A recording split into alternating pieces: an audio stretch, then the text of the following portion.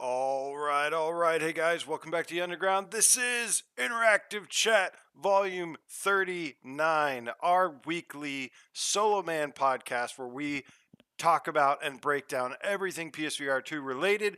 And as you can see here, I am still on the road, so going to be doing my best here. I'm at the Underground B station, but there is just so much news and so much to talk about that I had to continue doing the show. This was not easy to get going, so I appreciate all of your patience, all of your support, and hopefully everything will be fine tonight. So, what is up, everybody? I hope you've had a great week.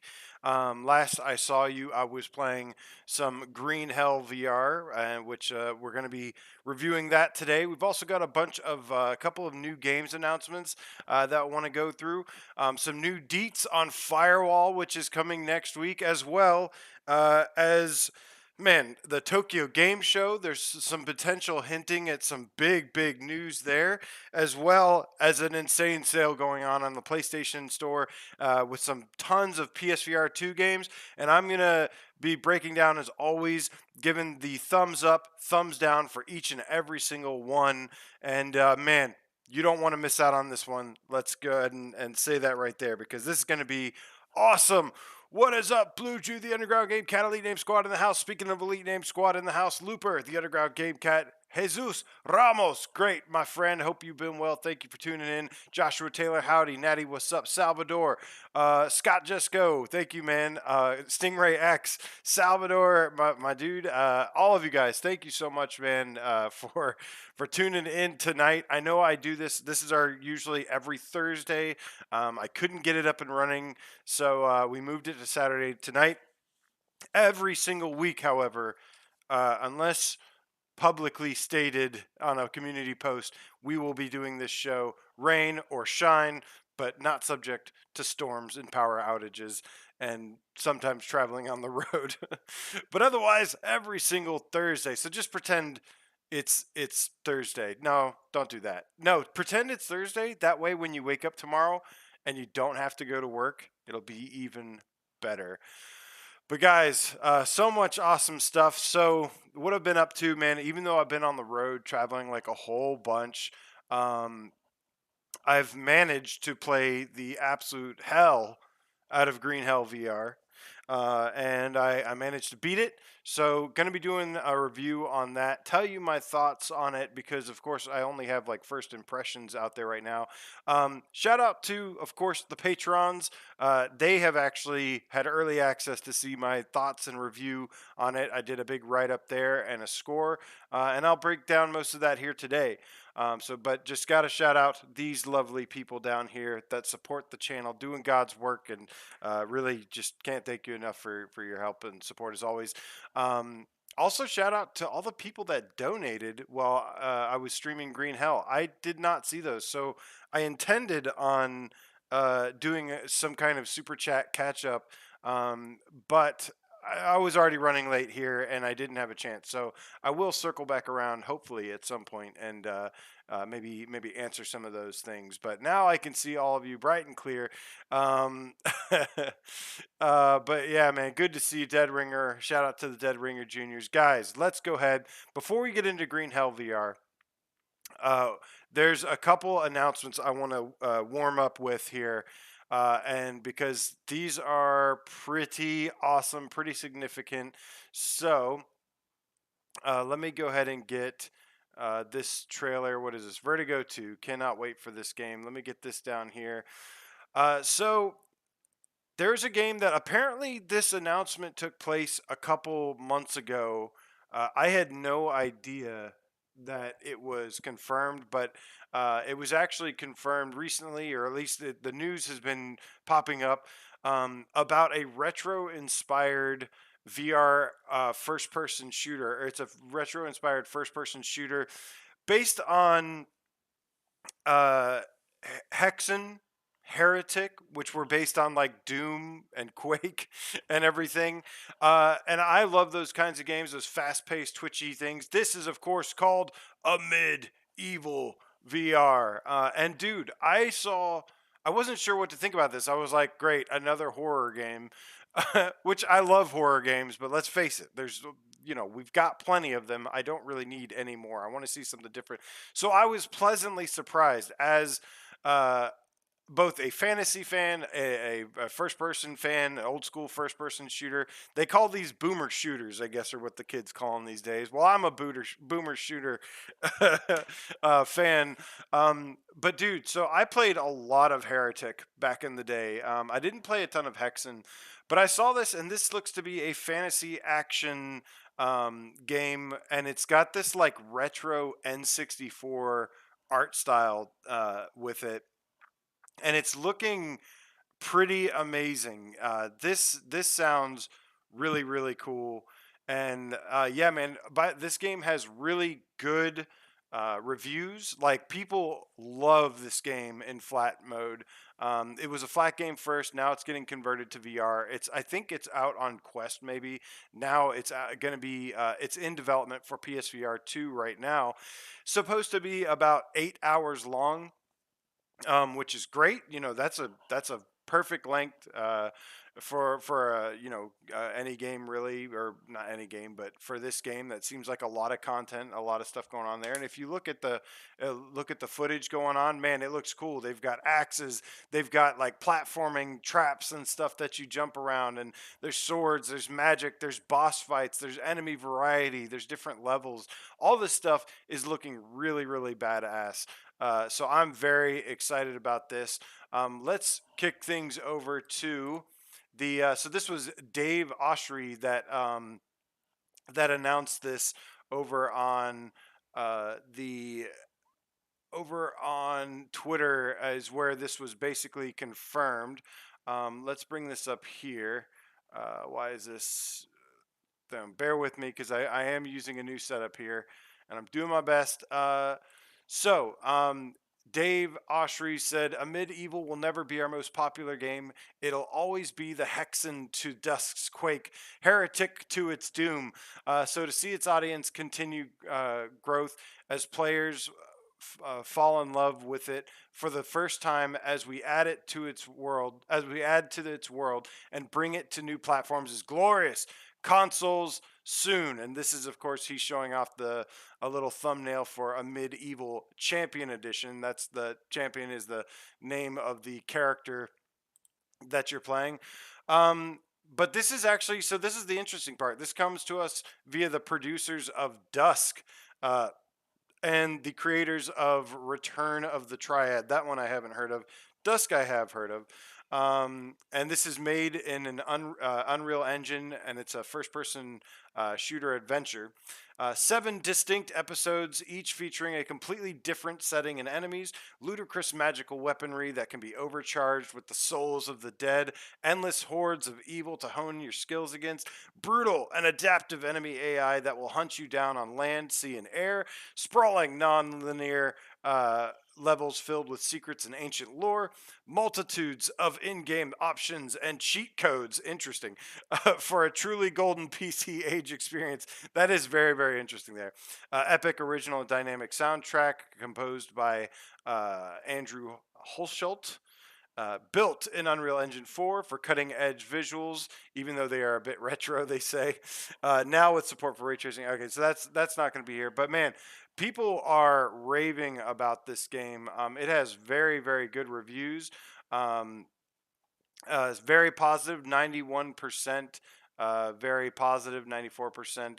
91% of, let's see, user reviews, and 91 of recent, and then 94 of all. So that's pretty awesome, man. This is looking very promising. I myself am a big, like I said, I loved Heretic. And any Heretic fans out there? This seems very much inspired by that and seems very cool. So I'm excited to check this out. Hopefully we get some kind of word on a release date sometime pretty soon. So yeah, man, really looking forward to this. Thought it was interesting that it was also developed by the people that. Oh, Matthew Longo chimes in and says, "I beat it. It's amazing. Great to hear. I can't wait. This art style on the PSVR 2 headset, mwah, that's gonna be That's gonna look amazing. The colors, like how colorful it is and everything, and the blacks and the just the contrast. Man, I love this style game, and I love retro games. So I'm excited to jump into like a retro art style kind of world with a fully fleshed out game. Should be really cool. But that is only the beginning for today. There's tons of other stuff going on. We're going to get to Green Hell in just a second, but right before that, there was another announcement of another game that is coming, and this one has a release date. This is by Fast Travel Games and Trebuchet. I think this is actually, yes, this is developed by Trebuchet, the people that made Winds and Leaves, made Prison Boss VR. Shout out to Winds and Leaves. One of it was, I think I did a top 10 list of 2021. That's the same year that like Frack, Song in the Smoke, Hitman came out, and Winds and Leaves was actually the 10th spot. It was a really really good game. I think it's a little underappreciated, but yeah, it was awesome. So this is their new PvP sword fighting 1v1 dueler called Broken Edge, and they've given us a release date. This is coming to PSVR2 September 19th. So we're already got the September announcements starting to begin. And you know, with this game, it looks cool. I've heard some really good things about it. Obviously, it's a smaller scale game. It's I'm not expecting you know, everybody to be into this and whatnot. Um, I love sword fighting, and I love the concept of sword fighting. The graphics, they look okay. You know, they look fine for what they are. But I'm not, obviously, they're not like anything super impressive. It's more of a stylized art design that they're going for here. Uh, I'm looking forward to this. I love that it's only so right now. It's actually, I think the game is going to be like $15, something around there. But if you they have it up for pre-order, and if you pre-order it, it's only $10. So um, definitely expecting a smaller scale game here. Little bite-sized fun. But what do they say here? So they say pick up a sword and hone your martial arts skills in Broken Edge, coming to PSVR2 September 19th. Get ready to experience your ultimate warrior fantasy and fierce 1v1 battles. Choose among the most iconic fighters, such as a samurai, a knight, or a pirate. 8 characters will be playable at launch, is what they say. Wield their weapons to smash your enemies online to ascend the leaderboard. So there's leaderboards. You might even achieve victory in one single stroke. But here's the twist. Each class boasts a unique playstyle inspired by their distinct martial art. For example, the duelist is all about fencing, while the samurai executes a rapid slash, pause, quick slash patterns. The more you master their playstyle, the more your blade fills with energy, inflicting severe damage upon your opponents, perhaps even leading to their demise. The gaming experience is elevated by the inclusion of adaptive triggers and haptic support. That's pretty cool. So they say pre-order for a 33% discount. So you know, looks like it could be fine. It looks okay. It looks like it, for me personally, this is like something I'd probably enjoy for just a little bit and then be done with it. The one thing that I worry about is that I think I've only seen that it's PvP. I haven't seen anything about like a single player mode, you know, a campaign similar to like, you know, basically the opposite of Swordsman. So if it's just a 1v1, well, it looks okay. I do worry about it actually having a player base because, as you know, most games in VR, especially ones that are a little bit more niche, are harder to sustain a player base. I don't see this one sustaining a player base for very long. But for $10, maybe it's cool, worth checking out. Maybe it's, you know, fun for a couple of hours at best. Um, Steve Iris is niche. I was thinking about it in my head. I was like, which one do I go with today? Which one do I go with today? I went with. I don't even remember which one I went with, um, but yeah, man. So anyways, Broken Edge VR. I like Trebuchet, the developers, but but yeah, this is like obviously like a smaller scaled game. Should be cool though. We'll see. We'll see. And, all right, guys. So let's go ahead and let's take a break from the news real quick to talk about a game that just came out. What was it? Tuesday. And that is, of course, Green Hell VR. Now, this was one of my most anticipated games coming out this year or just whenever, coming to PSVR2. I had heard I've heard so many good things about this, and in general, I kind of stayed away from it. But all I've really had to go by is the trailer. So spent about I've spent about any somewhere between 15 and 20 hours with the game. It comes with it's and so for those who don't know, Green Hell VR is an action adventure survival game. It is story driven, so it does have like a story that you follow. But really, what makes this game, what the biggest appeal about this game is are the survival mechanics of it. I personally love survival games in VR because, while playing on a flat screen, things like managing food, water, sleep, things like that aren't necessarily fun and sound fun on paper for flat screen for me. Uh, on in VR, it's a lot better because you have to physically do these things. You physically craft weapons and tools for your survival, or you physically, having to grab objects and consume them or whatever.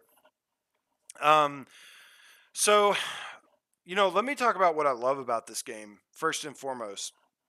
Um, the survival mechanics themselves. This game is, I think, best described uh, for its what its strength is that it is no doubt the most hardcore, uh, deepest survival mechanics I've played probably in VR. Not only do you have to eat and drink and sleep, but it goes so much deeper by you have to it's broken down into like different things. Like you have to eat proteins, you have to eat fats, you have to eat carbohydrates, and then you have to drink water, and it has to be clean water too. So like obviously proteins, you eat like animals or whatever. There's the carbohydrates. There's like banana trees growing around that you can grab bananas off of, and then the fats. There's coconuts, or there's like different nuts laying around. And then, of course, like I said, with the water, you you have to drink clean water, otherwise you get parasites, and it's kind of like a balancing act. Um, but so I really, really love the hardcore survival. I think me and Awesome Tatum were talking about it, describing it. I think it's best described as a awesome. It's like a hardcore jungle survival simulator because it does feel very realistic in what it's going for, in terms of design, in terms of aesthetic, and I love the realistic look of it, and I think that's the appeal of it. I've tried to tell people for so long that Song in the Smoke is like an amazing game, and everybody should play it, and I stand by that. And I'm going to tell you why here pretty soon, why I still stand by that. But Song and Smoke is like an amazing game, but everyone's turned off by the art style, which is really disappointing to me because it is a great game. But let's not stray away from Green Hell too much, so far. So everybody, everybody likes the appeal, or everybody was like, interested in this game because it looks very realistic, and the art design does. I mean, there's really dense jungles. There's these like wildlife, like rattlesnakes, like you saw on my stream. For everyone who tuned into the stream, thank you, by the way. You saw like I turned a corner and there was a rattlesnake there, and it scared the ever living shit out of me. And then like a capybara comes running by, and I jumped, and stuff like that will happen. And there are day and night cycles in this game as well, where you can travel at night, but it's like you can't really see very well. And so there's different modes to the game as well. There's the story mode, there's survival mode, then there's challenges, different challenges you can do. So this game, I feel like there's lots of good things about this game that I really really like. I think some of the people that are just shitting on it without playing it are not really giving it, a fair chance. But it's similar to kind of like how people can be very negative. They can shit on things, and it's like, well, they're just assholes. But at the same time, there's still a little bit of truth to what they're saying. And I feel like having completed the game, even though I haven't played the other versions of the game, I do feel like I understand a little bit more now that I've completed this one. Some of the complaints that people had, and I think some of them are valid. First off, of course, the graphics. Now, like I said, aesthetically, design the way it was designed, I I think it has a great style to it. The problem is a lot of the execution of it. The resolution is slightly lower. It's it's not the worst resolution. It's not like this. It's not as blurry and stuff as some people are making it out to be, like No Man's Sky um, or Switchback before the patch. It's not that same thing, because to me that was like smeared in Vaseline. It does have a slightly lower resolution though, and then also it does have a lot of aliasing, which, especially if you have any astigmatism or if you're nearsighted, I believe aliasing comes off 10 times worse. But I've got the Hans VR lenses now, and it helps with that a little bit. I think the game looks okay, but the problem is like it does look kind of ugly. Um, it it is disappointing because I also agree with a lot of the people saying that like this game looks like a PSVR 1 game or a PSVR 1.5 game. I saw somebody point out, and I have to agree. It does look like a PSVR 1 game, just with a little bit more going on, and maybe a slightly better resolution overall. It doesn't look better than like the best PSVR games, that's for sure. Um, and yeah, and I think we've gotten to the point where uh, we expect a little bit more. And Steve IRE says strange because it looks good in the flat footage, dude.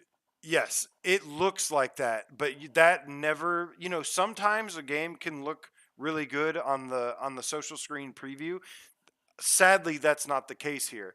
And that um, I think that is, uh, you know, it can be a little deceiving from how it looks here. It does not look that crystal clear. Now, Game Cat Chicago, let me address this real quick. It says, "Have your opinions on Green Hell changed negatively because of what others are saying?" No, I don't give a shit what anyone else is saying. I have my own opinion, and now that I've beaten the game, I have kind of like summarized thoughts, like a more fleshed out thoughts. The game is very much a mixed bag. If we're just talking about the graphics here, the game is very mixed. Sometimes it actually can look good, like at night, when it's dark. It actually can look really good, especially with the OLED panel and stuff. There are sections of the game as well that also look pretty decent, which is weird because like I'm like, why do these trees and leaves look okay in this one part, but then the same trees and leaves and stuff look worse in the other stuff? I know you're just making sure Game Catcher. No, no, I don't care what anyone else says. But it's been interesting to watch. I'll be honest with you. Everybody's different opinion on this game. I'll tell you who I do. If the opinions I do care about are the people that like played it. Those like people that have played, spent some time with it. Because as many of you know, I've seen a lot of you have played the first couple hours, and you say, "Hey, I'm having a good time. It doesn't look too bad." Yes, like I agree. But if you do finish it, if you do look at the big picture of things, there are some issues that I think some of these people got lucky with their criticisms. Honestly, I think they were just blind firing at this game. This game's been taking a lot of heat, and like I said, I'm not completely disagreeing with them at the same time. Like while I think they are putting maybe a little harsh, I do understand at the same time some of the criticisms because I think I think the some of the criticism, like I said, is valid. This game does a lot of great things. It does great survival mechanics. It's got good sound design. It's got a lot of content. I mean, there is a lot of content here, but I'm speaking from the perspective of somebody that's never played the flat version, that's never played the quest version. You know, so I've got kind of like my own opinion on this that might differ from other people's. So I'm coming at it from a little bit different perspective. A lot of the people that are angry are people that played the PC port or the PC version or like the flat game version, you know, something like that. Um, so yeah, it's there's a lot of technical problems with the game that I think held it back. What I put in my review on the Patreon page was that I think that this is a good, if not great, game that is really held back by the execution of it. I think they definitely made some poor design decisions, and then you know I hate calling developers lazy. Like I hate saying that, but I will say that it does seem like there have been some corners that were cut, and there's some stuff that is so unpolished. That's one of the things I pointed out was that like this game there's like it's just a very sloppy mix of stuff. Like there's some really great stuff in the game. I actually enjoyed a lot of it. I had several hours of fun with it, but I also had a lot of frustrating parts with this game too. Um, and there's still just like stuff that like I'm just not thrilled about. Things like, you know, part of the fun is you're taking on these cats, these pumas. On the front cover, there's a leopard that's like, you know, attacking you or whatever. I encountered one leopard in like 15 hours. I encountered one leopard the entire time. Um, and the first time I encountered it, it killed me. And then I went right back to it again, and then it was gone. And I never saw one again.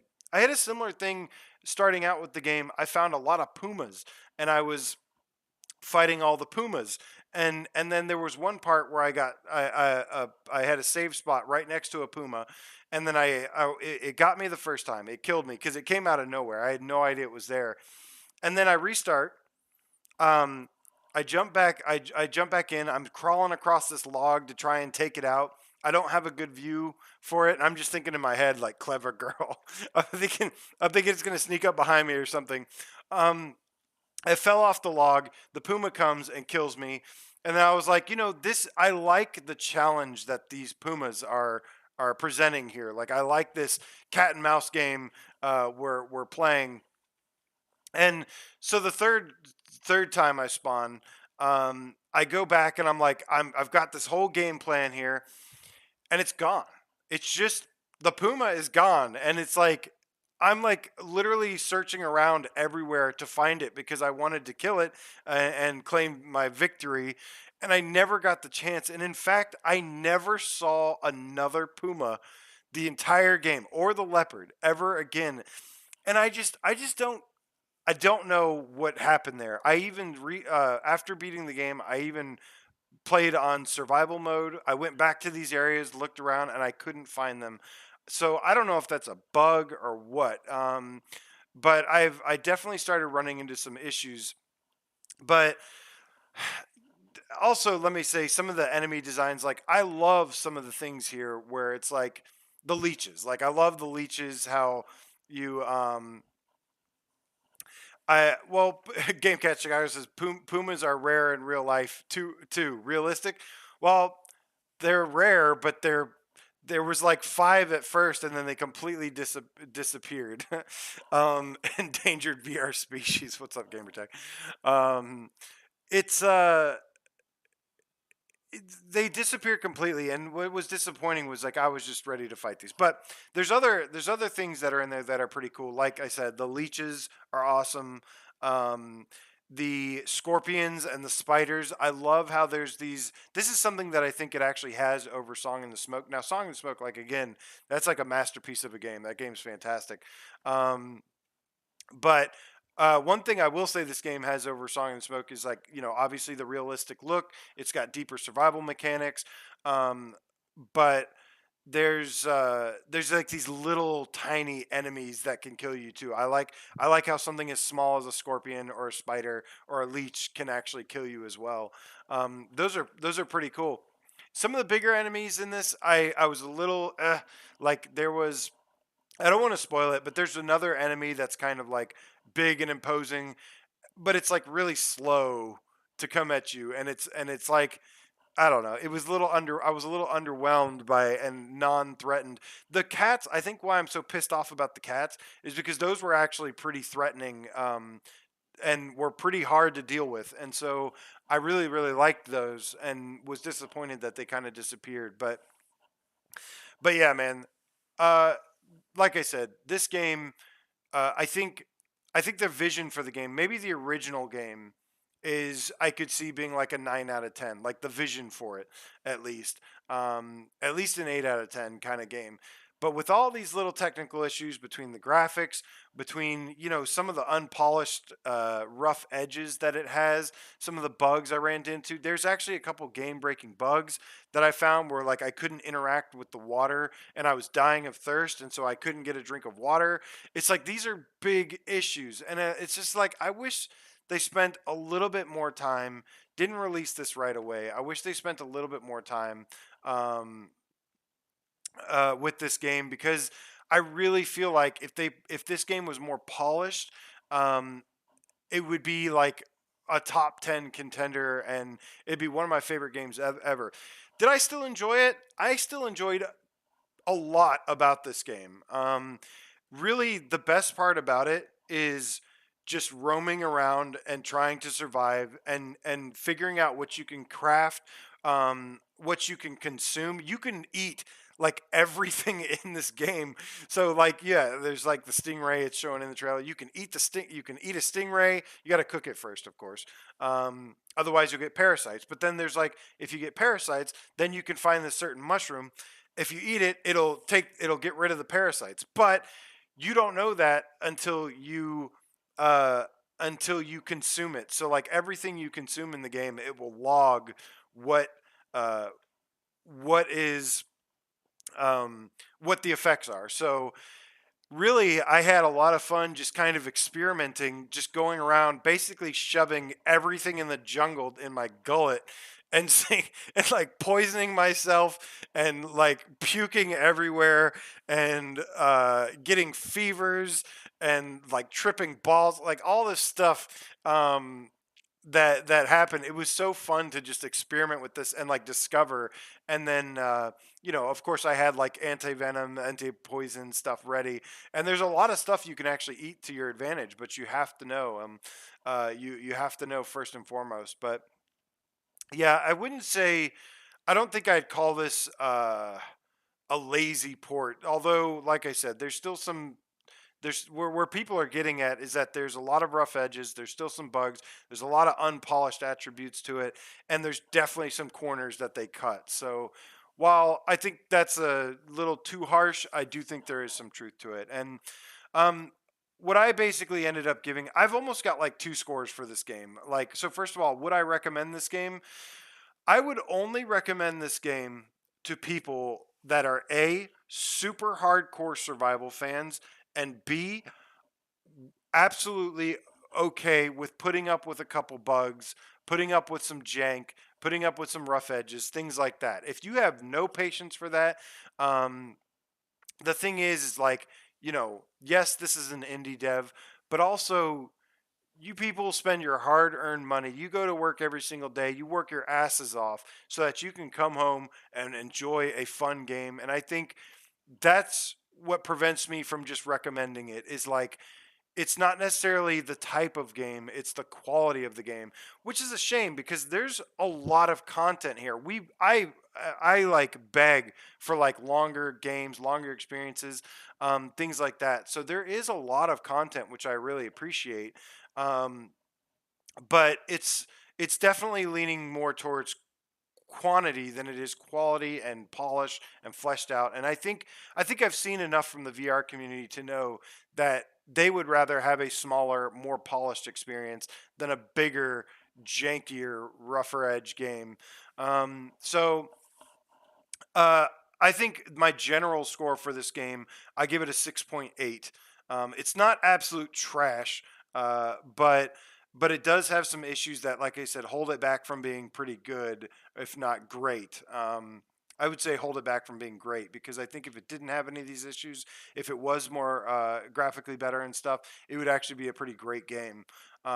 Despite not being the open world PSV PC version, things like that. There's so many cool things about here. Not absolute trash. A great box quote. Um, but it is disappointing because, like I said, especially with a month full jam packed of releases, um, I think yeah, it's like you could have held off on this, but um, so 6.8 is like the general critical brain kind of score. Like if I'm giving to a general audience, I'd give it a 6.8. My personal score, 7.5. I think as like somebody that's a big fan of hardcore survival games, as somebody that's willing to look past some of the issues, and as somebody that has not played the Quest or the PC or the flat versions, that's my 7.5, 7.4, I would say. Um, like I thought it was good, but it has some issues. But I still had a lot of fun with it, and I would like to go back and play it a little bit more. I'm not done with it yet. Um, some patches. What I would recommend is wait for some patches. I'd say wait for some patches, and uh, and that would be the best experience you could have. Wait to see if it gets patched. If they update the graphics like Switchback did, um, if they update, get rid of all the jank and the rough edges and polish it up a little bit, that would be nice. Like that would make it an easy like 7.5 for me, like easy for anybody. If they add more content to it, some DLC and that co-op, we're getting into the eights now because, but that's still, you see how much more work there is to go to get there. So there's still a while to go before we get there. But yeah, man. Like I said, overall, I did actually enjoy this game for its hardcore survival mechanics. The crafting is pretty fun. I like chopping down trees. I like figuring things out. There's a lot that you can figure out in this game, and that's good. It's a pretty interactive world. Daring the Average Game Snake says, "Do you think they are going to patch it, or are they done with it?" I hope they patch it, man, because like I said, yeah, Paris. I hope they patch it. Para 007, the undercover game cat, says 6.8 is harsh. I've been up and down on that. I think I'm sticking with that though. I've been like, yes, that is harsh. Um, but again, like so is like spending $30 to have a frustrating experience or like, not being happy with it. Like that's harsher in my opinion. So that's kind of like my kind of warning. That being said, like I said, you will still be able to get several hours of fun out of this, I think, because I did. So I know a lot of people will. Um, I just the issues really got to me, and by the end of it, I was, when I finished playing Song in the Smoke, I was like in love, like in awe, like I was like that was amazing, and I know people don't like the the art style of Song in the Smoke, but man, I went and played Song in the Smoke after this because I was so frustrated, and and dude, like Song and Smoke is just so smooth and polished, and like the enemy AI and battling the stuff, it doesn't have as deep as mechanics as this, but it is. it is an excellent, excellent game. The world is great, and it's just so polished and nice. And um, yeah, like I said, I'm anywhere between a 6.8 and a 7.4 here, depending on what kind of gamer you are, what kind of tolerance you have to some issues and stuff. Um, but I hope they do hear the feedback, and I hope they do update it, because if a couple updates and a couple patches, and they will and this game is definitely worthy of a purchase. I think it's a lot of content for $30. um, so at least you'll get your content's worth of in that kind of value. But but like I said, just be warned, it's fun. It's got some great things about it, but it also has a lot of rough edges. All right, guys, and that is my Green Hell VR PSVR2 review. It'll be interesting to see more opinions on this. Um, I know Brian's got a review that in the works. I'll be interested to see what he gives it. There's a lot of good stuff in there, and that's the good news, is that there's a lot of fun stuff in there. Um, but uh, but yeah, like I said, the way it just all comes together, I don't know. I still had fun with it though. Hey, Dougie, we got a cameo from The Rock. um, all right, guys. So now you get to see my dog. I love it. What up, Rock? Uh, so what I would say is go play Song in the Smoke if you want a survival game, and wait for this game to get patched. That's what Super Galaxy Godstar says. You think Song in the Smoke is better? Dude, Song in the Smoke is a top 10 game in my opinion. It's like amazing. It's so good. Give it a chance. I will refund you the money. No, I won't. But I but it's really that good. I promise you, it is really, really that good. Um, I will absolutely recommend, go play Song and Smoke. Wait for this to get patched. Dead Ringer, the Game Cat, or you can do what he says, and says Firewall and Sierra have to be epic, or I'm gonna cry. Well, yeah, I'm with you. Look. We had what, five? We have five major releases coming this month. So far, VR Skater was awesome, like really, really awesome. So that's good. Song in the Smoke, it's like, it's okay. It's got issues. I'm not sorry, not Song in the Smoke. Green Hell VR, it's okay. Like, it's not up to the quality or the standards that we usually like. But it's also got some fun and to be had, and some really cool things about it, and some cool stuff to experience. Um, it needs patches though. Now we've got Firewall Ultra coming next week, and we haven't heard much. We're gonna get to that in a second, actually, and then of course we have what you call it. Of course, we have Crossfire Sierra Squad, and then Phasmophobia. So listen, man, five games coming out this month. I like our chances that at least two of them are going to be good. If not, we are doomed. No, I'm just kidding. No, we'll get to Firewall in a minute. Before we get to Firewall, though, one thing before Firewall, and that is the announcement of an action RPG, an action JRPG called Runes Magus. And let's see here. This is a brand new action JRPG that has been announced for PSVR2. I actually been wanting this game to come. I don't really know. I know some about it. I've heard some feedback on it, but I love RPGs. I love action RPGs in first person. And like, I like JRPGs. Not like every single one. I'm pretty picky about them. Um, but I've I've been wanting more RPGs in VR in general. So I'm kind of hungry for this genre. Um, so I'm really, really hoping that this turns out well.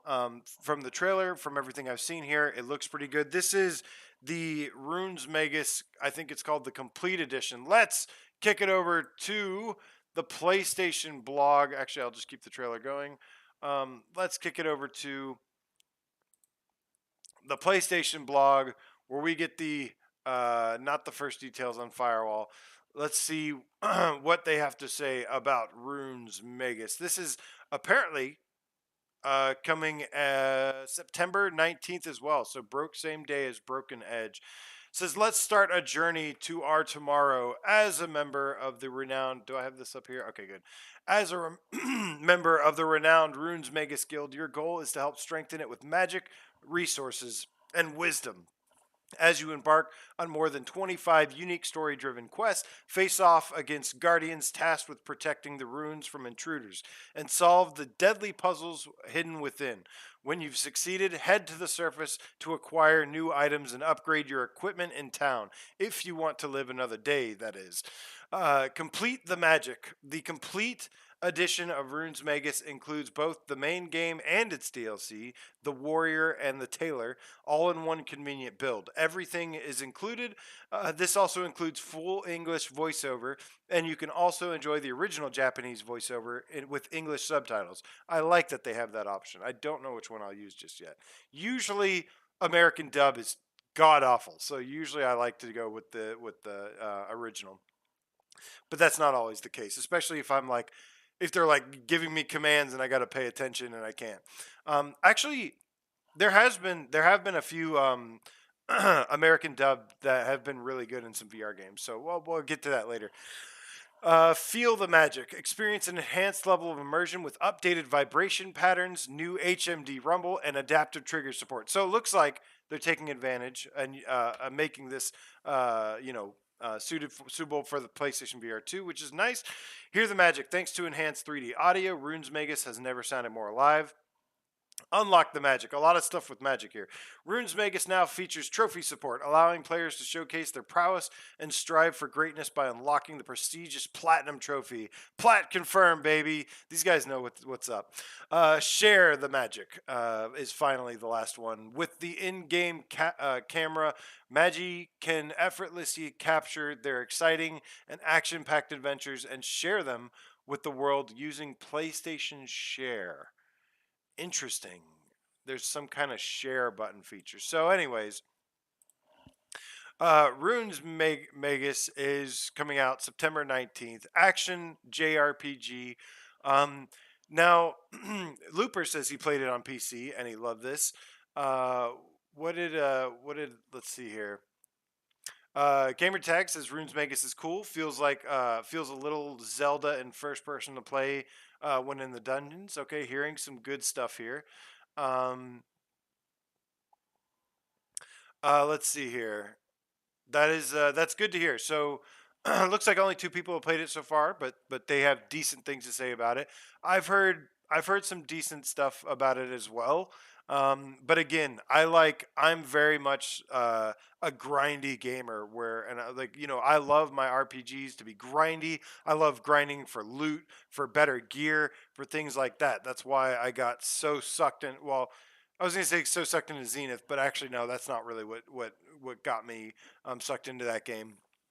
Um, but yeah, man. So there's like a central hub that you play out of this, and then you run dungeons with friends and stuff. And yeah, you see like some different enemy types. You see some different boss battles, some different weapons and abilities, different things to choose from. Um, Gamertag says, "I love the graphics. I think anime/cell works incredibly well in VR." Um, Looper says this is very linear, story based, no much grinding. Okay, well that sucks. So there's not much grinding in there. He said he wouldn't even call it an RPG, to be honest. Well, that's a little disappointing because I love grinding in RPGs, but nonetheless, I'm glad to hear some good things about it. This to me is kind of like a what was that other game? Like this to me seems like a little bit better version of like Altair Breaker. Sorry, Awesome Tatum. This looks better than Altair Breaker. Which by the way, it says hope we get haptic support. Yeah. It says that they are supporting haptics, adaptive triggers, and the headset rumble. So pretty cool. But yeah, man, Runes Vegas. I've been wanting this to come to PSVR2 because I love RPGs. Even though you said you wouldn't call it an RPG, I love dungeon crawlers. So take that. I do love all this stuff. So I wonder. I'm curious about the upgrade system. Is there really no upgrade system? Because I'd be curious about that. But anyways, all right, let's go on and get to one of our next big stories here. It is 100% a dungeon crawler. Okay, that's good. Yeah, I'm looking forward to. I think what did they say that was four player? Is it four player or more? Well, that's not the only news we got because we finally got the first details on the PVE mode for a game coming out next week, and that is, of course, Firewall Ultra, baby. Um, Now, I know some people. Hold on. I know some people are concerned about this because they didn't send out review keys. They they've been relatively kind of quiet. I mean, they've been marketing a good bit, but look, I'm I understand approach with caution here. We never know how a game is going to release. We have no idea if this is going to be good or not at launch. Um, my instinct, I'm pretty confident that it's going to be pretty good. Why? Because the majority of the game is Firewall Zero Hour, and that was awesome. That is like literally one of the best PSVR games available. Um, and like I said before, man, my instincts could be wrong, but I'm thinking that this is going to do really well. I think they know that there's a lot of people that are going to pre-order this game and buy this game and play it. And I don't know. It would be a really, really bad decision to release this if it wasn't ready. Could there be some balancing that's needed post launch? Could there be some tweaks, bugs to fix? Yes, of course. Every online game usually does at launch. I'm talking about like core design disaster decisions. Um, there's some stuff that's going to be coming later, like manual reloading in the ultra mode. Um, but but yeah, man. So what we got the new details on was actually this game. They've talked about a PVE mode that's going to be, kind of enhanced for it. And we got the first details. Let's kick it over back to the PlayStation blog to look at the first details on Firewall's uh, co op with up to four players mode. We learned that it is called Exfil. Um, the new mode will be called Exfil, and they say in Exfil, you and up to three players will set out on missions to secure data on three laptops. So instead of one, it's now three, which is a big change from the single laptop format in our PvP mode contracts. You can read more about our PvP. Yeah, blah, blah, blah. We've designed each map to accommodate both PvE and PvP game modes, so you're always uncovering new pathways through levels and finding great flanking spots to take out enemies. When you first load into a mission in Xville, you'll hack into one of two available access points to reveal the laptop locations and then make your plan of attack. Um, so this is very much uh, like the regular mode, except now there's three laptops. But wait, it's not just the same thing with three laptops. It's a little bit different here. Give it a chance. It says once laptops are revealed, they will appear at spawn points from dynamic set of locations. Okay. At the start of the mission, enemy units won't know your location, so they'll simply be preoccupied patrolling around the map. Once you initiate a hack and start firefights, that's when things get more intense. Reinforcements equipped with various weapons will dynamically converge on your position from around the map in a unique ways to keep you on your toes. AI enemies also have an assortment of gadgets at their disposal, similar to players, with the ability to throw out grenades, lay traps, breach rooms by kicking down doors, and even deploy C4 charges. These aren't your run-of-the-mill AI bots that just run into the line of fire blindly. They take cover, flank you, and react to your movements intelligently. If you manage to hack all three laptops to secure the intel, this is when things escalate. You and your squad must make it to the exfil zones and hunker down to survive until your evacuation completes. This is the hardest part of the match as enemies converge on your location and give you everything they've got. For players that manage to make it out alive, they'll be rewarded with in-game currency, which is called crypto, and they'll hopefully they'll have completed a few Black Road dealer assignments as well. More on that later. So these Black Road dealer assignments. Firewall, let's see here. So I think I saw that this was also supposed to be able to play single player. Let's see here. Um, I want to say let's see, you and up to 3 players. I believe this can be played solo with some other people, but anyways, guys. So that is the first details on Firewall's uh, new mode called Exfil. It's the co-op PvE mode. Um, but yeah, man. So when I first was reading this, I was like, three. I'm like, really, just 3 laptops? Luckily, there's more to it than that. There's actually that's just the first phase of the mode. Um, yeah, it's not the most like original, or it's definitely not something that sounds completely different, but it starts off the same. It's just there's 3 laptops instead of one. Then you have to it sounds like the AI converge on your location afterwards. I'm wondering if you can actually play it kind of stealthy. I wonder if you can actually get to the laptops without giving away your position. That would add something a little bit new if you can get to it without being discovered. Um, and it is like, I think it is randomly generated, or it's procedurally generated, something like that, where it's going to be in different locations. So it does kind of break things up. It's not just the same thing over and over. And we've seen from games like Synapse, or from some certain other games, like I'm trying to think of PSVR2 specifically.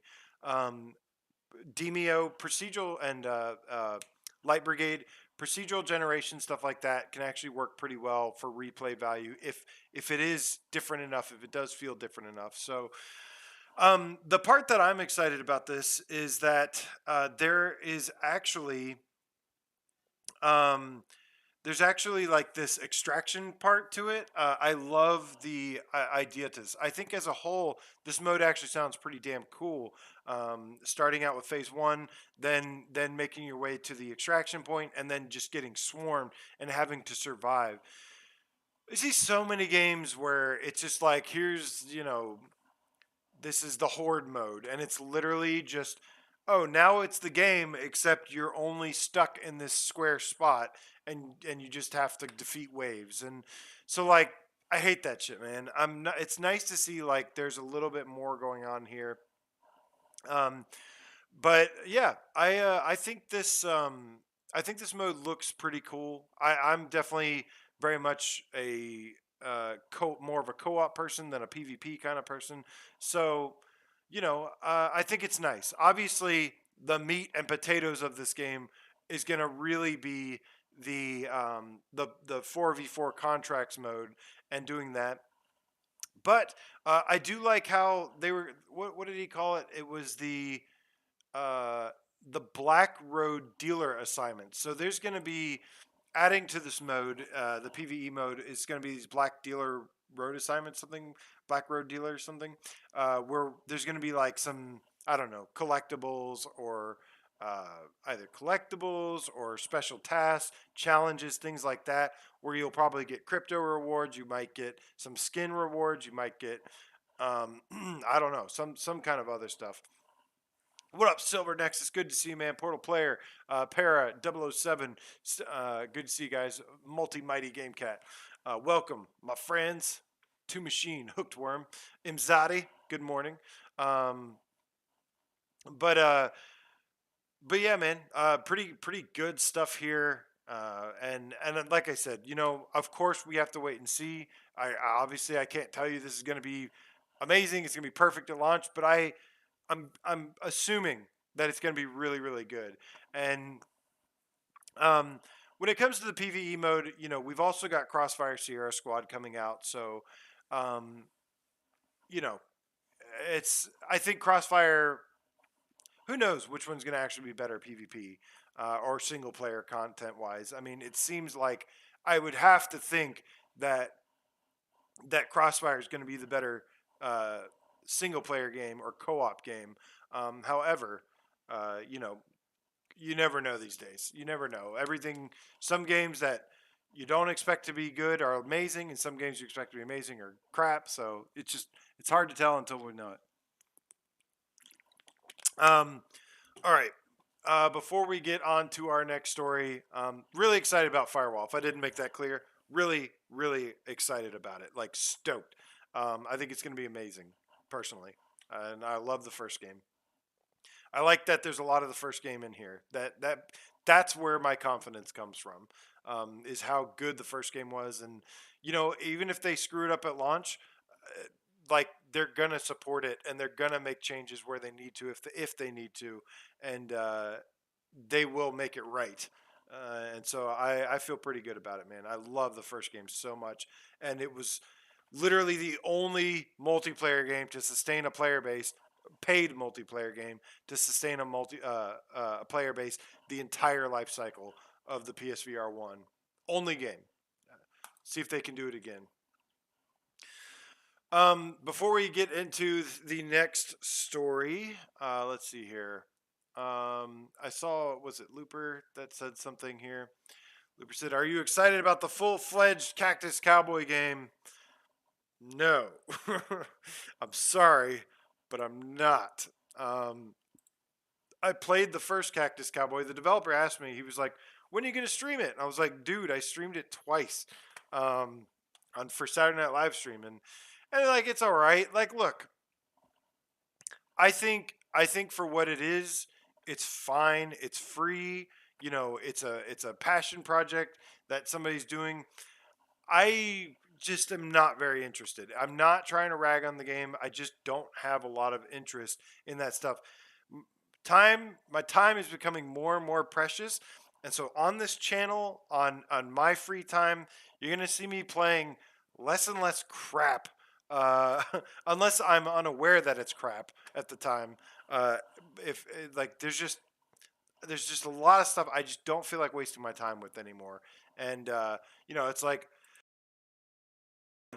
this words across the words game. It's like I don't want to play this. I don't want to play it. I don't want to play some of this other stuff. Um, no, it doesn't mean goodbye to viewer's choice, Looper. It just means I don't know. I don't know. It just means I won't play the crap like that.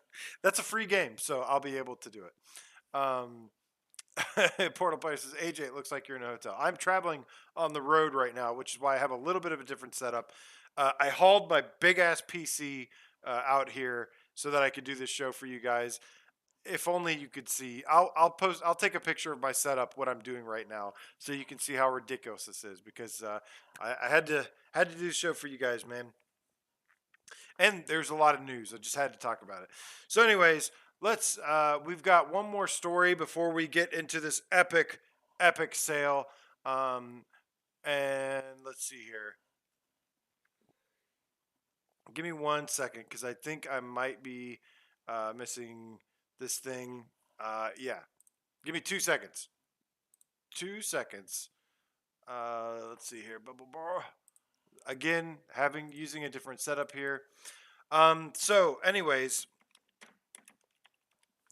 there is the Tokyo Game Show. I'll go ahead and just start leading up to it while I'm getting things ready.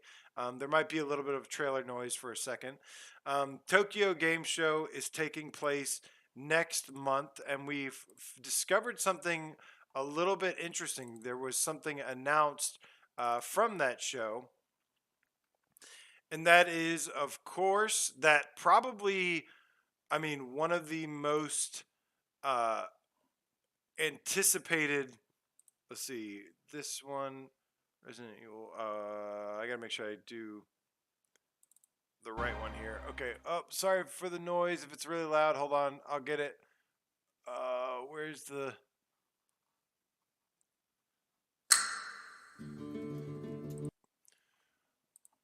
All right. So Resident Evil 4 is actually going to be showcased and playable at Tokyo Game Show, um, which begs the question, could this game actually be coming a little bit sooner than expected? Um, so this is obviously, there's not a lot of, at this time, we don't get a lot of AAA games. There's no better example of AAA hybrids than Resident Evil Village and Gran Turismo 7. Um, while I want to see well beyond that in terms of hybrid titles, there's no denying how excited I am for Resident Evil 4. This game was obviously, it's like it's a pretty popular game in the Resident Evil franchise due to it being a little bit more action adventure versus the survival horror. Um, and let's see here.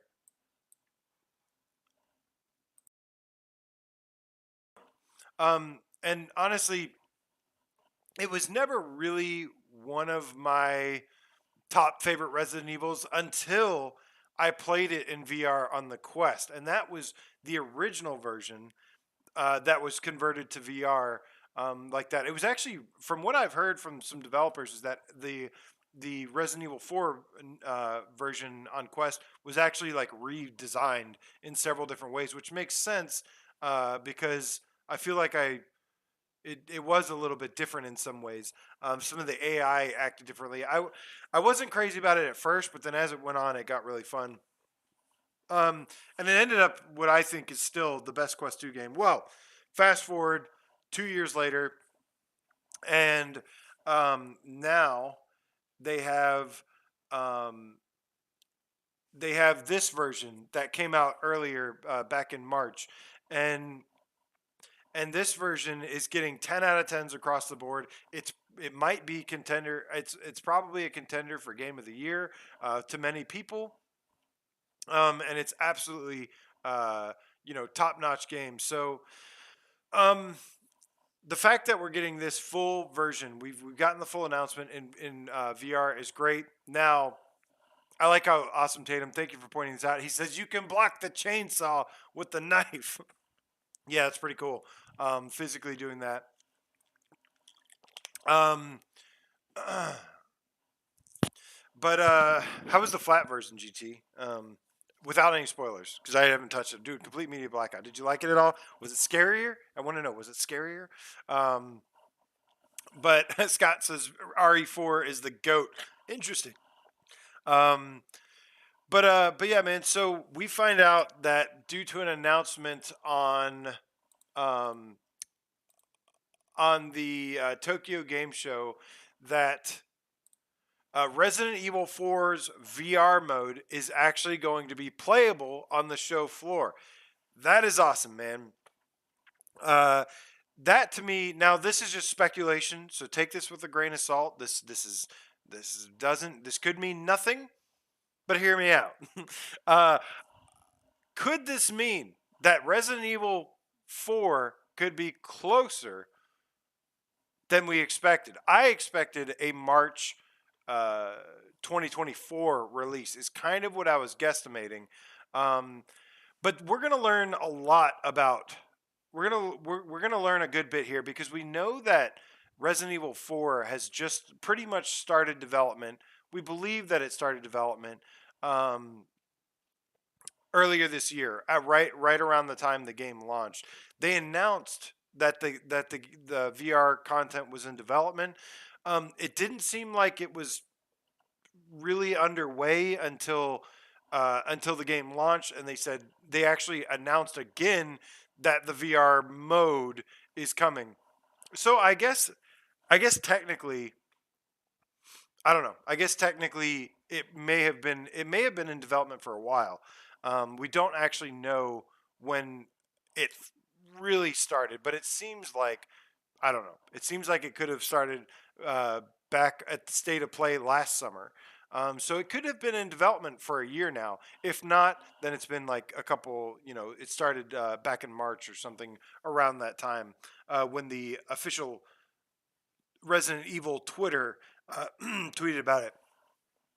But this being playable at Tokyo Game Show really makes me wonder: could we see this game a little bit sooner than we thought? As in maybe an October release. Obviously, they really have only had to work on the VR uh, version of the game. The game is finished on the flat screen a long time ago. They've only had to work on converting this. They have done this already with Resident Evil Village, so they have experience with converting this. It's the same engine as before. Maybe they know how to speed things up a little bit with the experience that they have from Resident Evil 7, Resident Evil Village. Maybe they can apply that here and have sped up the process a little bit and have been working on it for a very long time. Um, I don't know, but this makes me awfully suspicious for an October release. How amazing would it be if this came out in time for spooky season?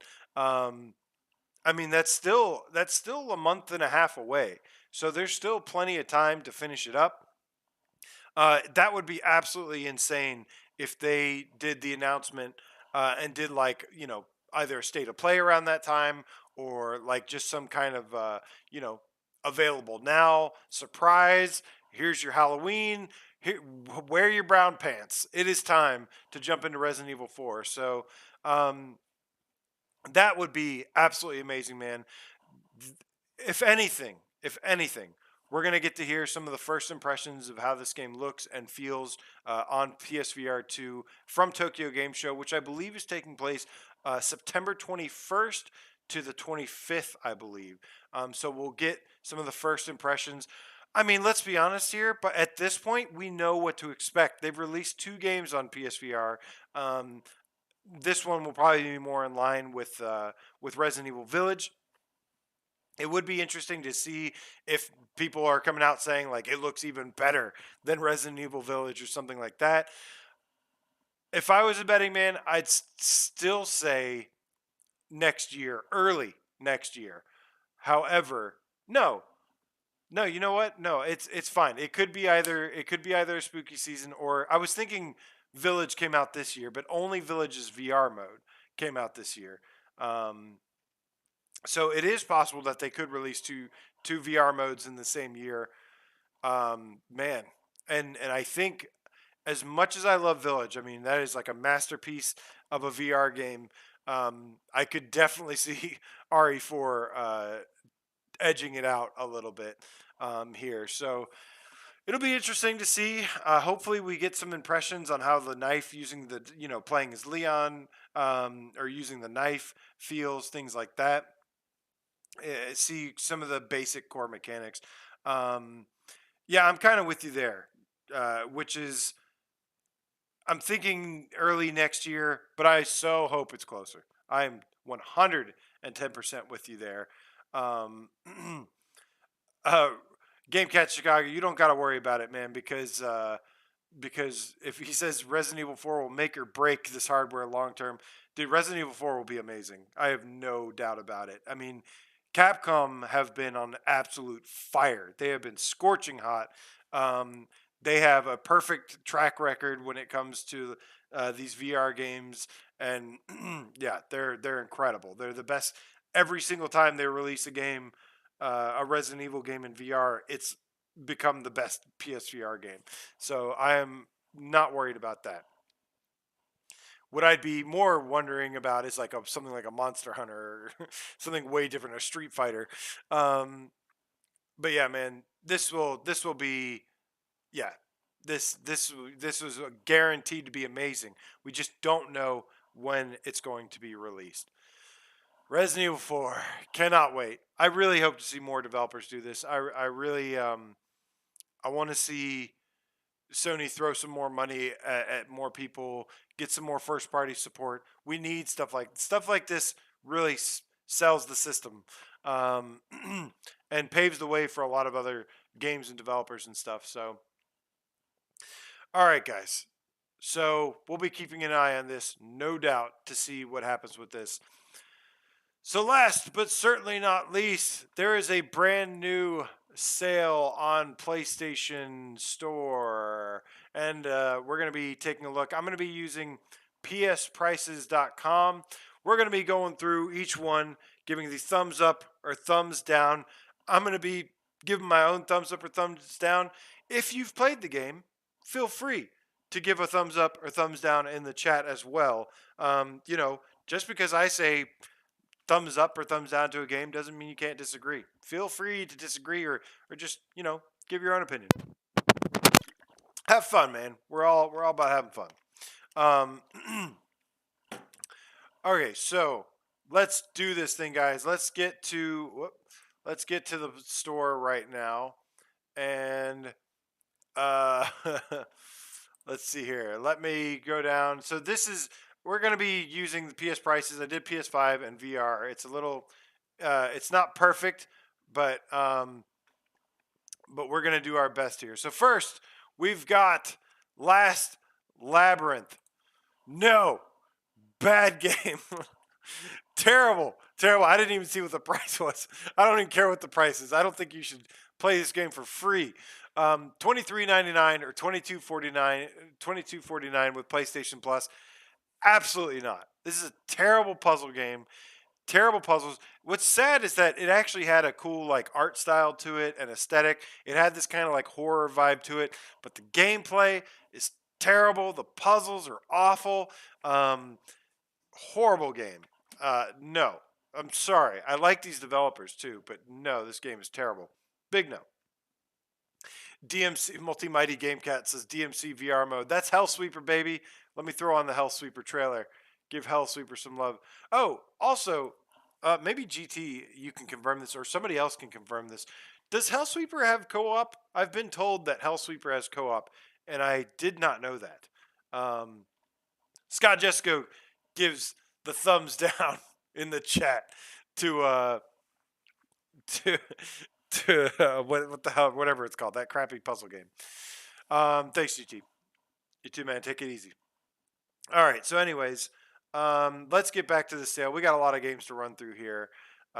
First one did not survive. Will the second one? Well, my friends, the second one will in fact survive very well because the second game is, of course, guys, Red Matter 2. Hold on. Stop the show. We got to stop the show. Go out and buy Red Matter 2 right now if you haven't. This game is worth full price. What the heck is Red Matter 2 doing on sale already? This is amazing. $23.99 for Red Matter 2, guys. $23.99. Wah wah wah. Oh shit. Oh, I pressed something that I shouldn't have.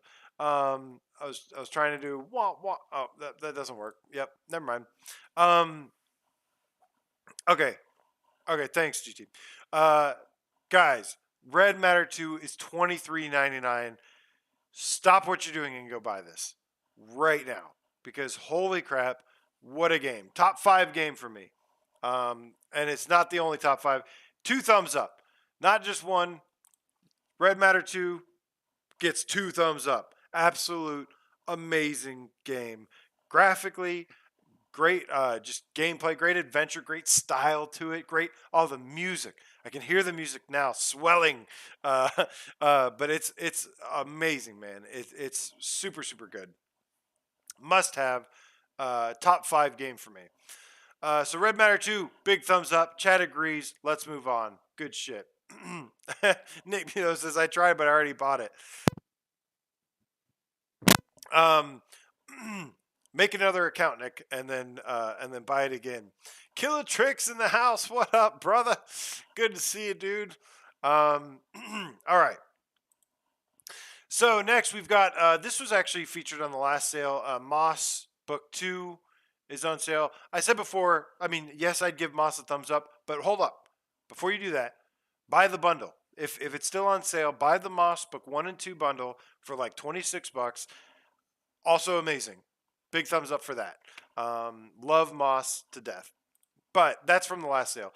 Next, we've got, well, I thought this was going to be tricky. So this is from the same people that made Last Labyrinth. This is Tale of Onagoro for $27.99 or $26 24. What a weird number. With PlayStation Plus. Look, man, I'll be honest with you.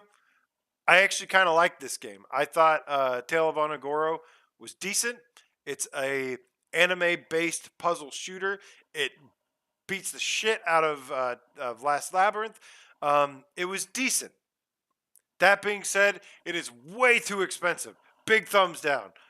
That like Tale of Onagoro should be like you should pay like $7 to $10 for it at best. Um, it is. I liked it, but you need to get it on the cheap, cheap. Do not spend that much on it. No, sorry. I like you, Tale of Onagoro, but that you are way too expensive for my liking. Um, yeah, $10 to $12. The chat says as well. Yeah, it needs to be that much. It's surprisingly it's got. So I mentioned earlier that there was a game that actually has surprisingly good English voice dub. This game does actually have good American voice acting, surprisingly. Um, but yeah, sorry, pass. Oh, here we go though, man. Here we go. For 19.99, you can get another top 5 game for me, and that is Pavlov. Dude, Pavlov is amazing. Now, it's tricky because we've got Firewall coming out, we've got Crossfire Sierra Squad, but so you're gonna have a lot of shooters, but we have to wait and see if those are any good. Dude, Pavlov is so incredibly good. It has an online player base. By this point, you may have to mute a lot of people because there's probably lots of kids running rampant. But I'm sure there's a lot of cool people still playing as well. Um, but dude, what can I say, man? Pavlov, I think I reviewed it as an 8.8 at launch. And that's just because it's not necessarily the deepest game. It doesn't have like the most mechanics, the deepest progression system or anything like that. There's no progression system, but it's not about that. It doesn't matter. It's like I could have given it a 9. I maybe should have given it a 9 at least, because man, the if you ever play Counter Strike, which I loved Counter Strike, if you like Team Deathmatch, all that stuff, it's just amazing, man. It's so good. Pavlov gets a huge thumbs up for me. $20, $20, man. Um, Terry stays in Pavlov. Um, and no, I don't use a gun stock. No, I haven't gotten around to that yet.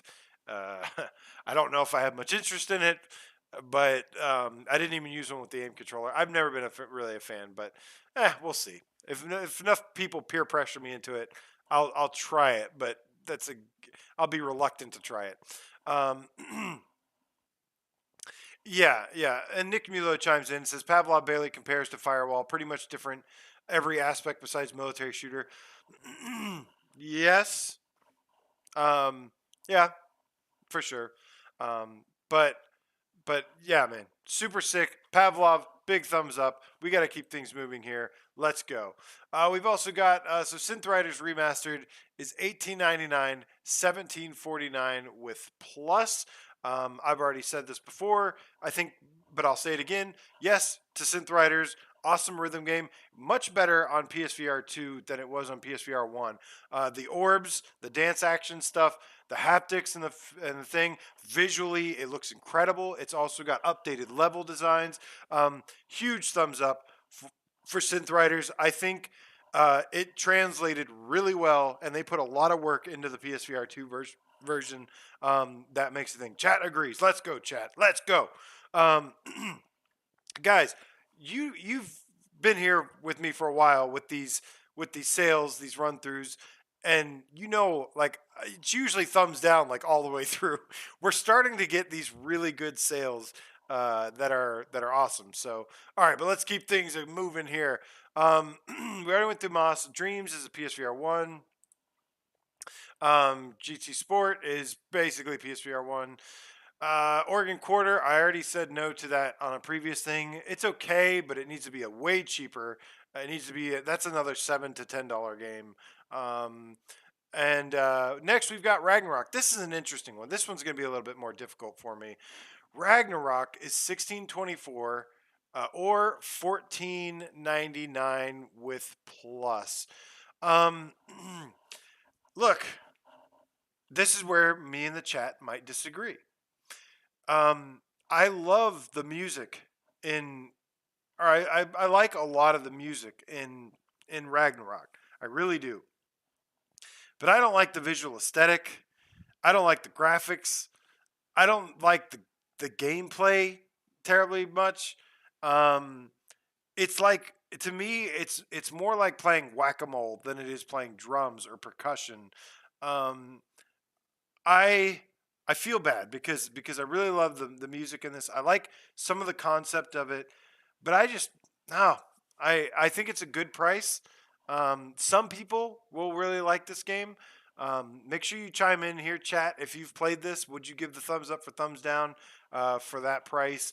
I'm gonna give it thumbs down here. You've got red. You've already picked up Red Matter. You've already picked up um, Pavlov, and you've picked up synth writers. You're spending lots of money. We can hold out a little bit more for Ragnarok. Um, awesome Tatum says, yeah, I got bored fast in Ragnarok, but good music. Yeah, it's I don't find it to be that great. And you know, um, yeah, I'm with you. So chat seems to agree. They love the devs. They love the music. Um, but they just eh. Awesome Tatum says, save your money for Drums Rock. I just made a drink, AJ, so you have to stream until I finish it all. Uh, all right. Well, I hope you're thirsty, Nick, because we're gonna drink. We're gonna make you drink every time. Should Nick drink every thumbs up or thumbs down? We'll make you drink to every thumbs down. I like those chances more.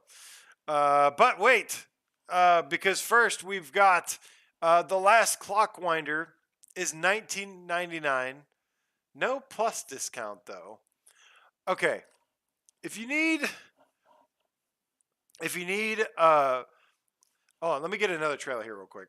I'm having fun here.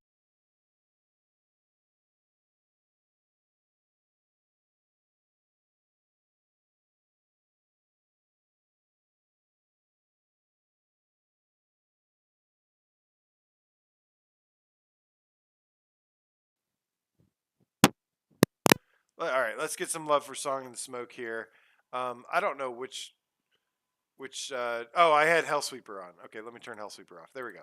Song in the Smoke, love, baby. Should everybody buy Song in the Smoke? If you didn't like, if you're mad about Green Hell VR, or you just want to hold off, wait for some patches, get Song and Smoke right now. I promise you, it is way better than the cartoony graphics make it seem. It's not really cartoony. It it and fighting velociraptors is awesome.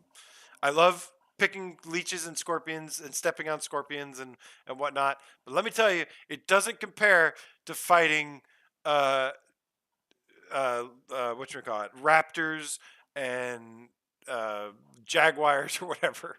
Um, can Song in the Smoke PSVR 1 still be bought? Yes, it can still be purchased, and you get a free PSVR 2 upgrade. Anyways, back to the sale because we've got the last Clockwinder here for $19.99. So I haven't finished the last Clockwinder,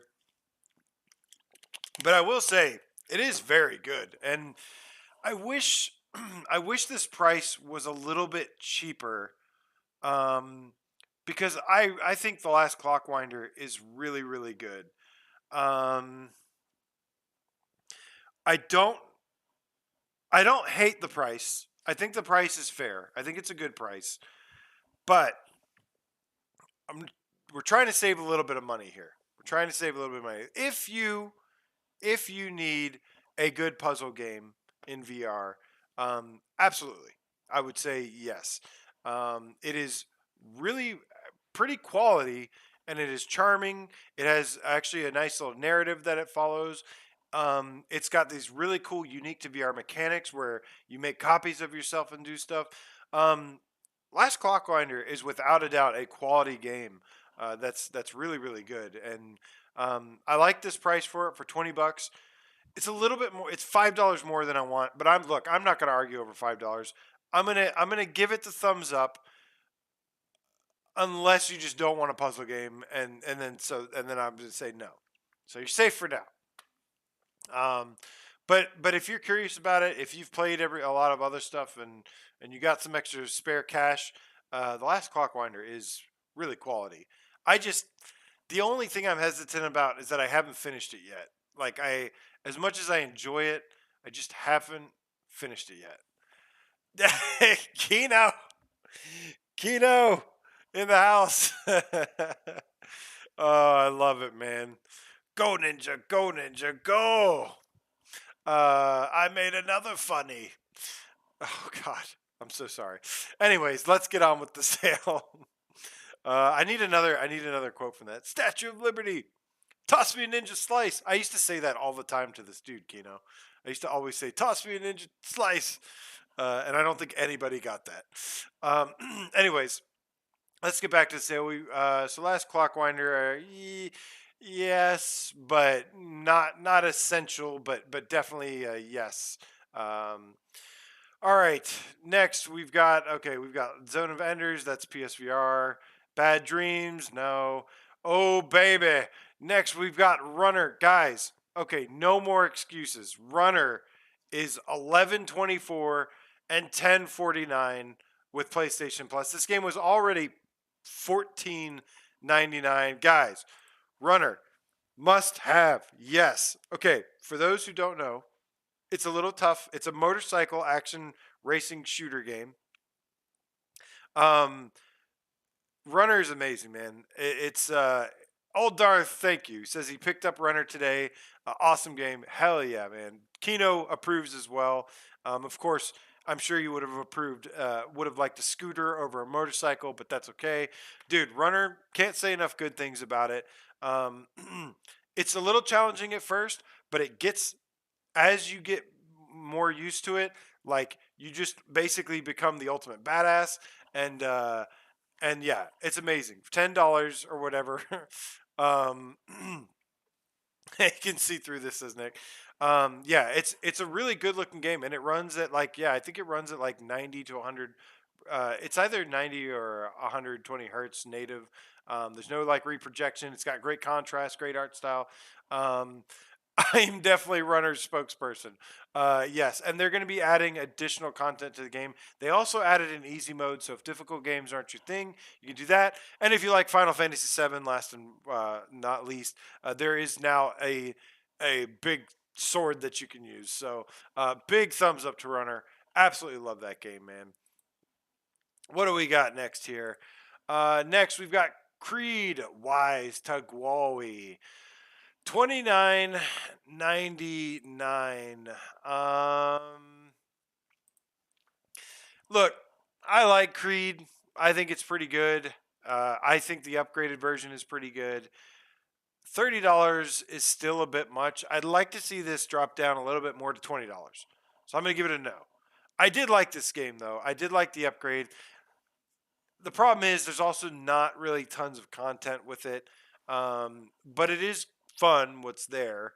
And this game doesn't need my support to do well. This game already does really well all the time because it's boxing and it's based on a popular movie and or franchise, and like everybody probably bought it anyways. So, Rypop, you given Creed the thumbs up. Um, but but anyways, so I'm gonna give a thumbs down to Creed. Not a bad game.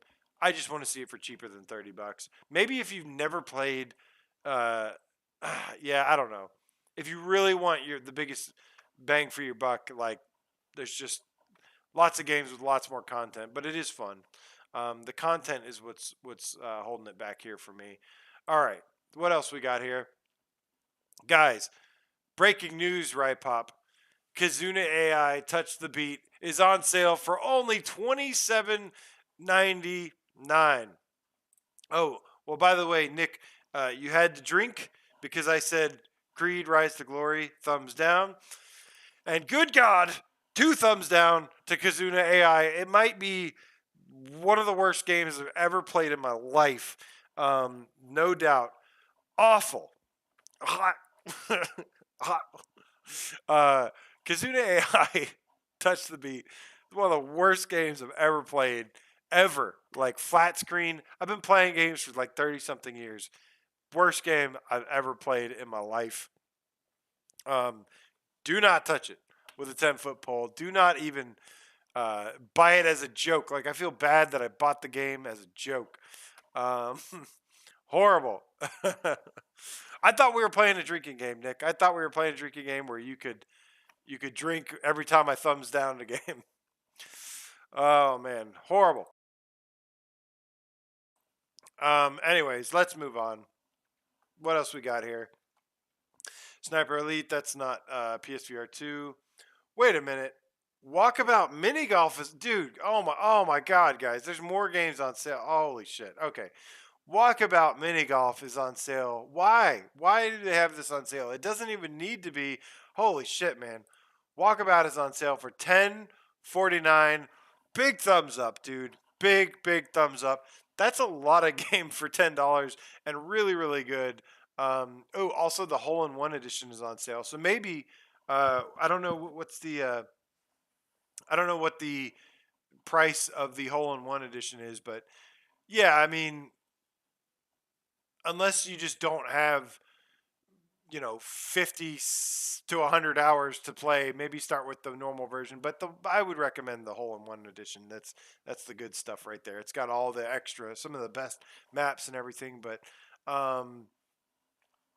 yeah, we can check the oh wait, I don't know if I'll be able to see the store version. um let's see here. Walkabout Mini Golf. I don't know if there's, oh wait, the hole-in-one bundle is $24.49. So for $25, you can get the whole thing. Dude, that's a great deal. Yeah, I mean, unless you're just on a really, really tight budget, get the $10 version. If you're not, if you can shell out the extra 15, get the $24.49 hole-in-one bundle. Look at all that content. You get so much stuff with it. Um, Unless you're just not sure if you would enjoy mini golf and stuff and multiplayer, and unless you're just not sure about that, if you just want a taste of Walkabout Mini Golf, it's fine. But if you think you'd enjoy it, then you should absolutely go with the whole bundle thing. Um, More often than not, everybody absolutely loves Walkabout, and I am with them. If I had more time, I'd play it more. So big thumbs up to Walkabout Mini Golf. Approved. Um, let's see here. What do we got next? I don't even know. Kayak VR Mirage. Oof. Okay, this is 1839.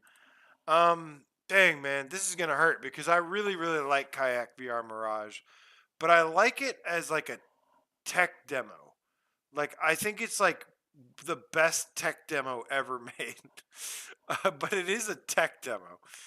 It just the game of kayak VR is not there. It's so good visually. I love that there's like, I love the physics, the graphics, everything. It's just the content is the problem here. I think it's a wonderful thing. Like Kayak VR Mirage would have been like a great, like, free game to come with PSVR2. Something like PSVR Worlds, or like one of those demos like that. Like, it would have been perfect for that. Yo, Sal with the $20 donation. Thank you so much, man. Says snacks for the doggo. He's right here. Can you see him? Yo, he's chilling. He is passed out. Look at the puppies. Yeah, Rock. Sal donated. Oh, he's asleep. Sorry, Sal. He's asleep, but I'll get him some treats for you, man. I'll get him some treats. He is past. He is. Look at, man. He is living it up on that leather couch. He's got a pillow. You're spoiled, dude. You're spoiled. One eye open. He looked at me with one eye. Oh, I love it, dude. Doggo chilling on the couch. Thank you, Sal. I'll keep the dogs. Rock, what do you think of Kayak VR Mirage? You think that should be is that a good deal for $18? It's armed. He says no. He says no. Wait for a deeper sale. All right. All right. Let's see here. All right. What else do we have here? Um. Okay. Uh. We've got. Oh no. Oh no. No. No. No. No. No. Oh, Table of Tales. I saw somebody saying Table of Tales. Yeah, that's a great game. Eagle Flight is also great. But we've got, dude, what the bat, man? Absolutely, what the bat. 1999. Seriously, fuck off. What the bat? 1999. You think that's a good deal? That game should be like $4. Fuck what the bat. I'm sorry for the language, for those who have kids and stuff. Um, Dude, what the bat? Two thumbs down. $20? That's supposed to be a deal? Seriously. Silver Nexus. This ain't upload. This ain't upload VR. No, save your money. Buy something that's actually good. That's right. All right. Let's see here. Awesome Tatum. I 100% agree with Awesome Tatum here, guys. With his crazy hot take. He says, "I think VR Pigeons is better than What the Bat." Having played both VR Tatum, I 100% agree. Having VR Pigeons is 100% better than What the Bat, and is also like 10 times cheaper. Um, Anyways, ugh. All right, let's get another trailer here. Besides, besides Song and Smoke, I love you, Song and Smoke, but we need to get some Wander up here. Anyways, all right, so let's continue. What the Bat? Big thumbs down. It's crap. It's so bad. Terrible game. Um, all right, we're getting into deep territory here. Oh, interesting. So Knock is the next PSVR2 game. Um, let's see here. 14.99 for Knock. Uh so I liked the little bit that I played of Knock. I liked some of it, but I'm gonna give it a big thumbs down. I don't think this game is as good as some people make it out to be. I think it lacks a lot of content. I think it lacks a good progression system. It lacks a lot of single player content and does not support it with a strong enough player base. Um, I like things about it, but no, even for $14, which isn't like a horrible price or anything. Uh, I'm just I don't think Knock has the content or the player base to justify even really getting it almost at all. Maybe for like $5. I think Knock would be a great $5 game, but I don't like the $20 price tag, and I don't think the game has enough content. Um, all right, so Rock, what do you think of Knock? Rock, Rock, do you like Knock? No, no. He says he likes Rocket League more. All right, so let's see what else we got here. Creed Rise to Glory, Saints and Sinners, 2MD Football, 2MD VR Football Unleashed All Star Edition is 11.24 or 10.49 with PlayStation Plus. Honestly, if you like football, then I know which most of you don't. If you like football, think of like janky, goofy, janky uh, NFL blitz, and that's kind of what you get here. What I like about this game is that you can actually like draw your own routes for your receivers, which is really cool. Um, I love that you can do this. The game is just like it's fun. I do wish it was a little bit cheaper, um, but I like this game. I said yes to Runner for $10. I think this needs to be a little bit cheaper. It's actually pretty fun though, um, but I'm gonna say no. All right, and I do like this game. Let the record show. I just I don't like it that much. All right, I think this is the last page with anything on it. I looked through here. Hello neighbor, search and rescue. Oh, sorry, I forgot to put this up here. Hello neighbor, search and rescue VR. No. You know what though? They did update this game, but still no. I haven't. I actually need to. I don't need to, but I would like to jump back into Hello Neighbor Search and Rescue and try it out with the update. I've literally played the first 5 minutes and I was like, this is god awful. And I shut it off and I never played it again. Um, so, yeah, big no to Hello Neighbor VR. Is there anything else here? These are a lot of look. There's VR pigeons. Look, don't buy what the bat. You can spend $2.39. Of course, this is not on PS5. I don't know why this is listed under PS5. This is wrong. Um, this requires PSVR1. Um, some of these are listed as PS5. I don't know why, but at least I know. Oh, we've got Travel the Words, guys. $6.99 and $4.99 with Plus. No, no, bad. Do not buy Across the Words. Who cares about a crossword puzzle game that you can play in VR that's like hardly even made for VR? Nobody cares. Get your game off the store. I don't like being mean to developers but I I've got a lot of respect for a lot of developers, but I get really pissed off when I see stuff like this on the store. And it's just like just get it off the store. Nobody cares. Um, go home. At least Cactus Cowboy had the decency to make his game free. Okay, I mean, at least he had that. Um, Rock, what do you think about Across the Words? he says he says just play a crossword puzzle, you heathens. Um, like a real one. You don't need a headset to do that. All right, and I think, guys, with that, is that oh god, Fanavision. I can't do this again. No to Fanavision.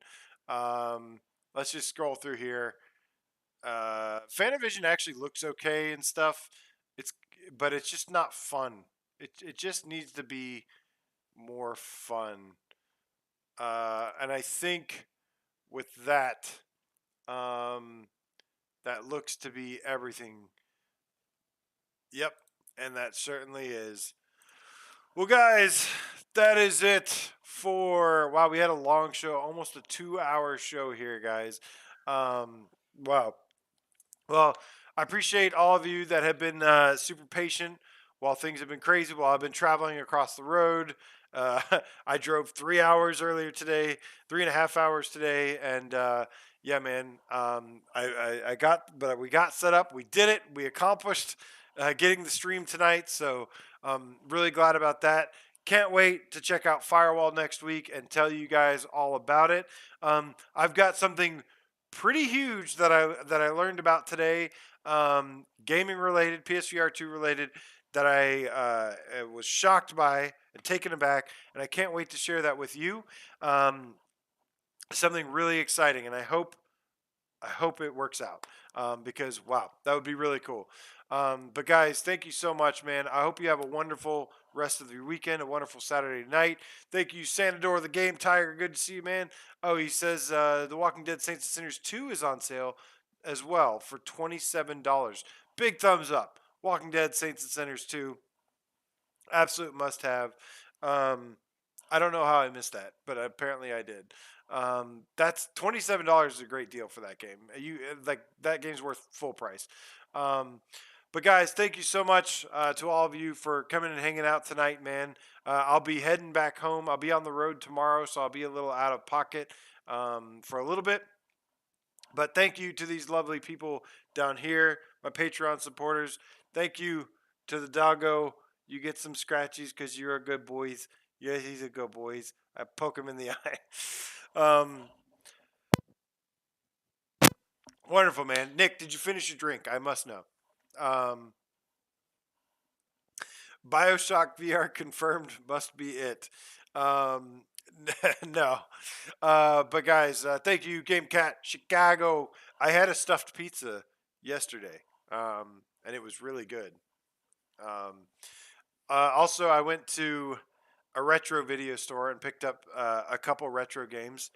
Um, I didn't break the bank. I got Crazy Taxi on PS2, which was really nice. I got Metal Gear Solid 2, all with full case and manual. Um, got a couple. I got to kill a little bit more time here because Nick is doing. Oh, I got Killzone 3 because I wanted to. I wanted to. I wanted to jump back into that. I got these for pretty dirt cheap too. I also got SOCOM 2, so can't wait to check that out. Um, some good stuff, man. I got Pokemon Snap on N64, and I don't know. I got a really good deal. I really wanted Castlevania Curse of Darkness on PS2, but it was like $80, and I was like, no, no, I won't do that. But yeah, man, some good shit. Pizza, games, having a great time out here, and head back home tomorrow, guys.